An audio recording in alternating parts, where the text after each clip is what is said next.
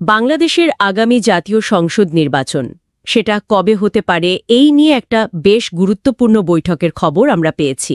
হ্যাঁ, লন্ডনে যে বৈঠকটা হলো। ঠিক, বিএনপির ভারপ্রাপ্ত চেয়ারম্যান তারেক রহমান আর অন্তর্বর্তীকালীন সরকারের প্রধান উপদেষ্টা অধ্যাপক ডক্টর মোহাম্মদ ইউনুস এদের মধ্যে। তো একটা প্রেস ব্রিফিং হয়েছে, আবার একটা যৌথ বিবৃতিও নাকি দেয়া হয়েছে। আসুন এই বিষয়গুলো একটু বোঝার চেষ্টা করি, কি জানা গেল আসলে। নিশ্চয়ই, এই আলোচনাটা কিন্তু বর্তমান রাজনৈতিক পরিস্থিতিতে খুবই গুরুত্বপূর্ণ। মানে নির্বাচনের একটা সম্ভাব্য সময়সূচি নিয়ে কথা হচ্ছে। হ্যাঁ, আর তার সাথে কিছু শর্তও জুড়ে দেয়া হয়েছে, তাই না? একদম, ওটাই আসল বিষয়। আচ্ছা, বৈঠকটা হলো লন্ডনের ডরচেস্টার হোটেলে গত শুক্রবার মানে 13ই জুন, প্রায় 1.5 ঘন্টা ধরে। হ্যাঁ, বাংলাদেশ সময় দুপুর 2টো থেকে বিকেল 3:35 পর্যন্ত, এরকমই তো খবর। ঠিক তাই।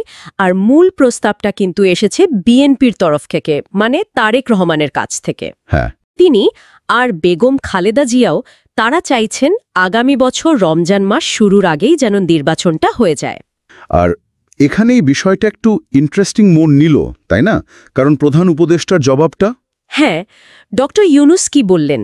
তিনি কি সরাসরি রাজি হলেন? না, সরাসরি হ্যাঁ বা না এরকম বলেননি।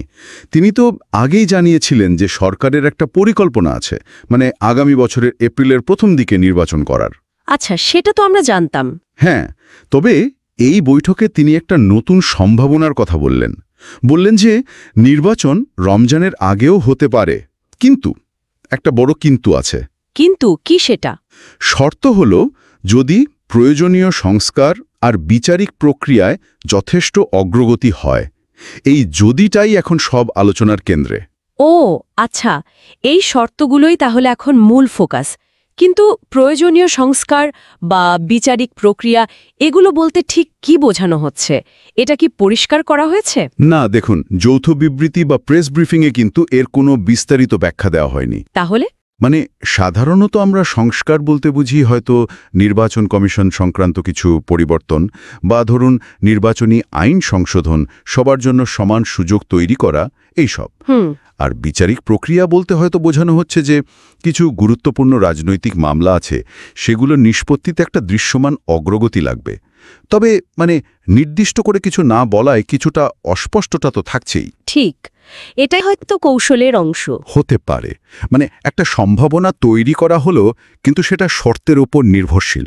বৈঠকের পর জাতীয় নিরাপত্তা উপদেষ্টা খলিলুর রহমান যে প্রেস ব্রিফিংটা করলেন, সেখানে তো বিএনপির আমির খসরু মাহমুদ চৌধুরীও ছিলেন, আর প্রধান উপদেষ্টার প্রেস সচিব শফিকুল আলমও। হ্যাঁ, ছিলেন।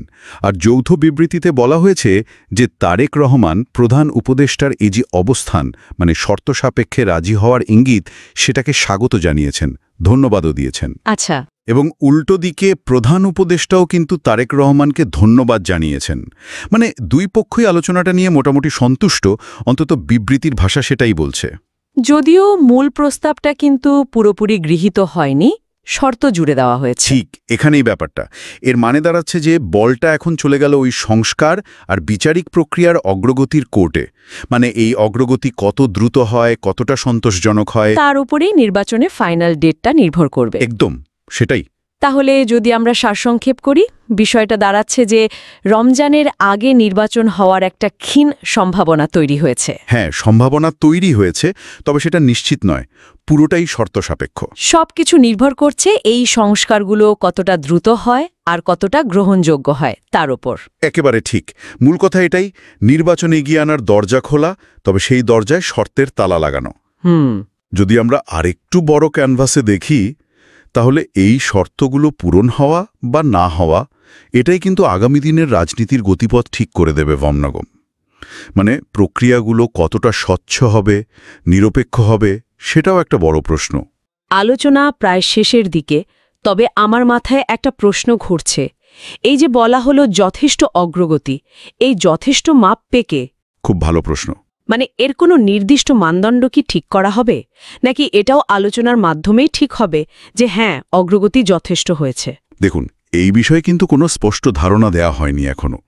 আমার মনে হয় এটাও হয়তো আলোচনার মাধ্যমেই নির্ধারিত হবে, অথবা সরকার নিজেই হয়তো কোনো একটা মূল্যায়ন করবে। এই প্রশ্নটা তাহলে ভবিষ্যতের জন্য তোলা রইল। দেখা যাক এই মূল্যায়নটা কিভাবে হয়। হ্যাঁ, সেটাই দেখার বিষয়। এই অগ্রগতির মূল্যায়ন এবং তার গ্রহণযোগ্যতাই হবে আগামী দিনের রাজনীতির অন্যতম নির্ধারক।